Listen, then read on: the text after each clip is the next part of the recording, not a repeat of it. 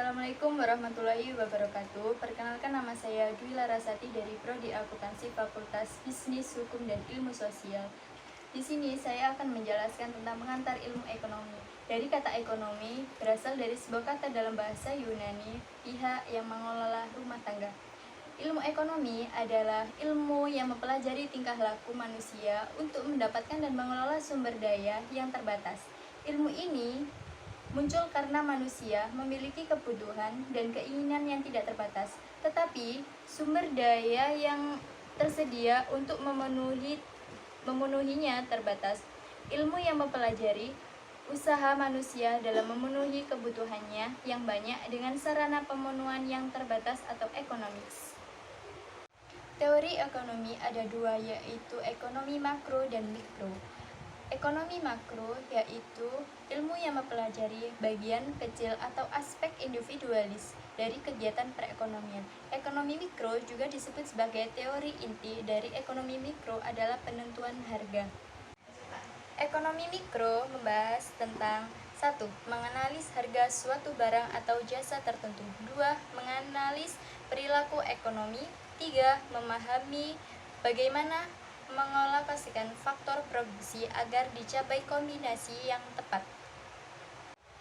Permasalahan yang terjadi di ekonomi mikro yakni harga dasar dan harga tertinggi, kenaikan harga bahan bakar, praktik monopolistik, dan panjangnya saluran distribusi. 2. Yaitu ekonomi makro, mempelajari keseluruhan perilaku ekonomi dengan penggunaan faktor produksi yang tersedia secara efisien demi mencapai kemakmuran masyarakat. Ilmu ini dikenal sebagai teori penentuan tingkat kegiatan ekonomi yang diukur dengan pendapatan. Ekonomi makro membahas tentang 1. Menganalisis harga barang. 2. Menganalisis permasalahan ekonomi secara keseluruhan. 3. Menganalisis pengaruh kegiatan ekonomi. Sedangkan masalah yang terjadi di ekonomi makro yaitu pengangguran, inflasi, suku bunga, dan pertumbuhan selongmenang. Selain ada ekonomi makro dan mikro, di sini ada ilmu ekonomi deskriptif, ilmu ekonomi teori, dan ilmu ekonomi terapan. Dari ilmu ekonomi deskriptif sendiri berarti analis ekonomi yang menggambarkan kondisi sebenarnya berdasarkan kondisi fakta dalam perekonomian. Ilmu ekonomi teori yang berarti analis ekonomi yang menjelaskan mencari pengertian hubungan sebab akibat dan cara kerja sistem ekonomi. Nah, yang terakhir ilmu ekonomi terapan. Ilmu ekonomi terapan berarti analis ekonomi teori untuk merumuskan kebijakan-kebijakan dan perdagangan yang tepat untuk menangani masalah ekonomi tertentu.